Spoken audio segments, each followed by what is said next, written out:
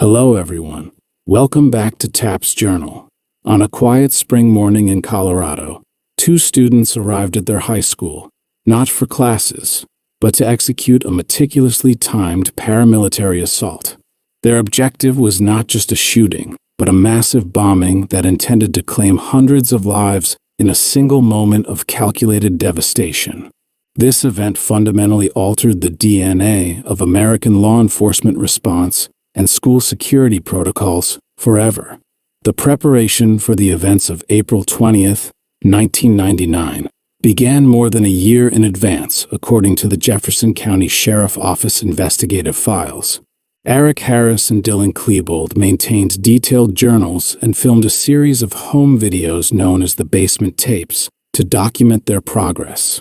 These records reveal a chilling level of logistical planning involving the acquisition of firearms and the construction of nearly 100 explosive devices.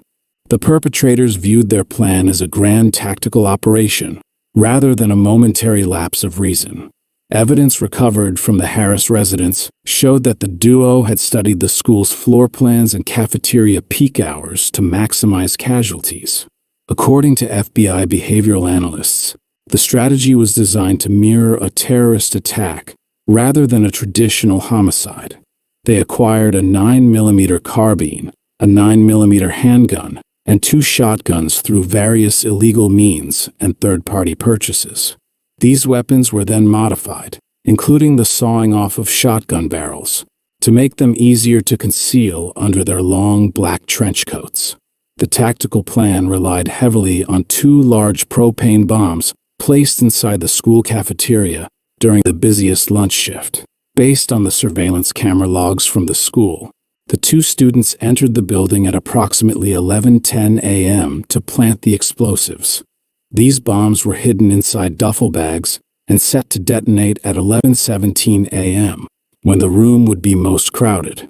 If the plan had succeeded, the explosion would have compromised the structural integrity of the library, located directly above the cafeteria. When the propane bombs failed to detonate as planned, the duo pivoted to their secondary tactical phase. According to witness statements provided to the Colorado Bureau of Investigation, Harris and Klebold took up positions on a hill overlooking the cafeteria entrance. At 11:19 a.m., they began firing upon students sitting outside on the grass. The initial victims were caught completely off guard, as the sound of gunfire was initially mistaken for senior pranks or construction noise. The first emergency call reached the Jefferson County Dispatch at 11:23 a.m., according to the official 911 transcript archives.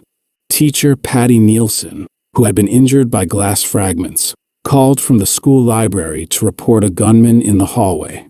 While she spoke to the dispatcher, the sounds of explosions and rapid gunfire could be heard echoing through the corridors. This recording remains one of the most harrowing pieces of forensic evidence in the history of American crime. Outside the building, the first responding officer engaged Eric Harris in a brief exchange of gunfire across the parking lot. According to the police department after-action report, the officer fired several rounds from his service weapon, but was unable to stop the assailant.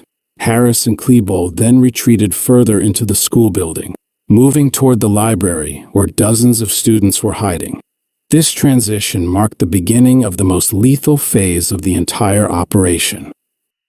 Inside the library, the perpetrators spent approximately 7 minutes systematically targeting students who were hiding under wooden tables.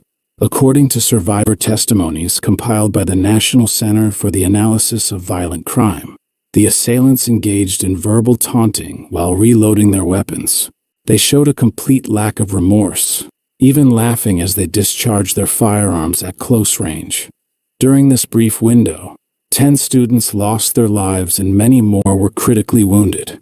The law enforcement response at the time followed the standard operating procedure of establishing a perimeter and waiting for specialized units. Based on tactical reports from the Jefferson County SWAT team, officers spent over 45 minutes securing the exterior and preparing for a slow, methodical entry. This delay later became a point of intense scrutiny and led to a nationwide change in how police respond to active shooters. Modern protocols now dictate that the first officers on the scene must immediately enter to neutralize the threat. While the police were organizing outside, Harris and Klebold left the library to roam the hallways once more. According to surveillance footage from the cafeteria, the two returned to the site of their failed bombs at 11:44 a.m.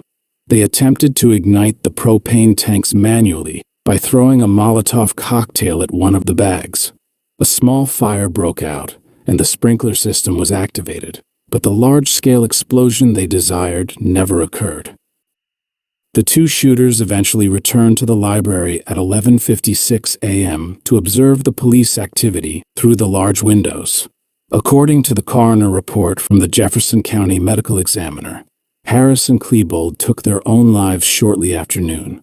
They were found in a corner of the library, surrounded by discarded ammunition casings and unused explosives. Their deaths brought the immediate violence to an end, though the chaos within the building continued for hours. Special weapons and tactics teams did not reach the library until 3:22 p.m., nearly 3.5 hours after the initial shots were fired. According to the official timeline published by the Governor's Commission, the delay was caused by the presence of numerous pipe bombs and booby traps scattered throughout the school. Officers had to move with extreme caution to avoid triggering secondary explosions that could have collapsed sections of the building. The slow pace of the clearing operation meant that some victims waited hours for medical attention. The investigation that followed was one of the largest in the history of the Federal Bureau of Investigation. Agents processed over 10,000 pieces of evidence and interviewed thousands of students, teachers, and neighbors. According to the FBI final report, the motive was not a reaction to bullying as initially reported by many media outlets. Instead, the evidence pointed toward a complex psychological dynamic between a clinical psychopath and a deeply depressed accomplice. The impact on the local community was immediate and devastating, leading to a massive surge in national anxiety regarding school safety. Based on records from the Department of Education, schools across the country began implementing metal detectors, zero-tolerance policies, and armed resource officers.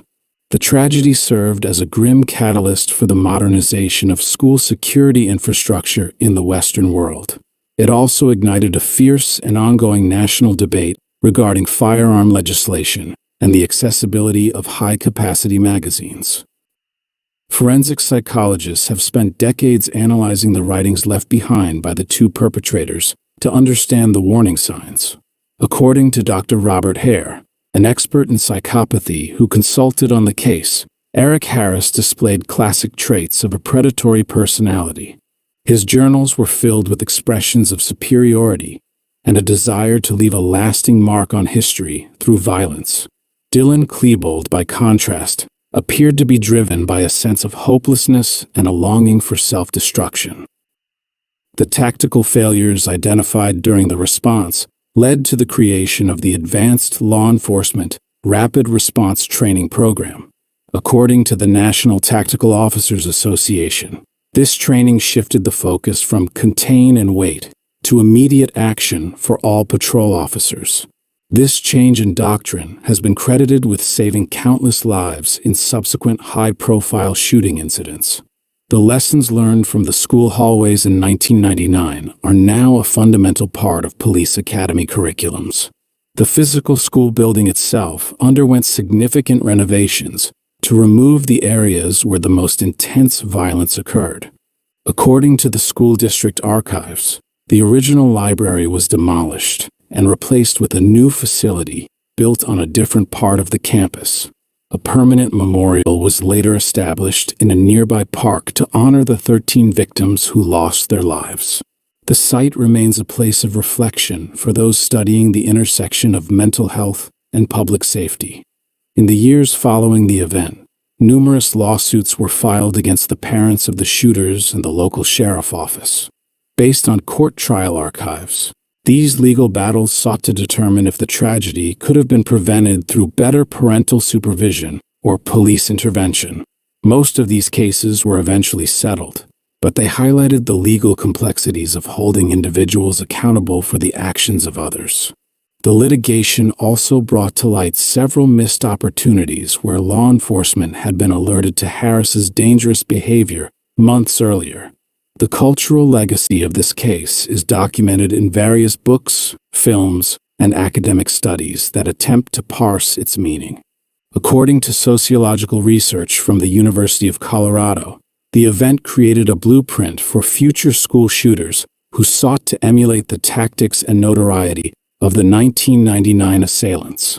This copycat phenomenon has forced law enforcement and the media to reconsider how they report on such crimes to avoid glorifying the perpetrators. The goal is now to focus on the victims and the survivors, rather than the names of those who committed the acts. The technological aspect of the investigation was also groundbreaking, for its time as digital forensics were still in their infancy. According to the lead technical investigator for the state police, recovering deleted files from the Harris family computer provided crucial evidence of the duo's online activities. They had used early internet forums to trade pipe bomb recipes and express their radical ideologies. This led to a greater emphasis on monitoring online communities for potential threats of domestic terrorism. The survivors of the incident have gone on to become advocates for mental health awareness and school safety reform. According to interviews archived by the Library of Congress, many of these individuals still struggle with the long-term psychological effects of the trauma they endured. Their stories serve as a reminder of the human cost of such events and the resilience required to rebuild a community. The collective memory of that day remains a somber chapter in the history of American education and law enforcement. This case remains a definitive study in the evolution of modern crime and the societal response to mass violence. According to the Historical Archives of the United States Department of Justice, the tragedy in Colorado is often cited as the point where the innocence of the American school system was permanently lost. It forced a nation to confront the reality that danger could emerge from within its own suburban neighborhoods. The meticulous planning and cold execution of the plan continue to serve as a haunting warning for security experts and educators globally. Maybe that is all the mystery we can investigate this time, and do not forget to click subscribe and like this channel so you do not miss other crime mysteries. See you in the next unsolved case.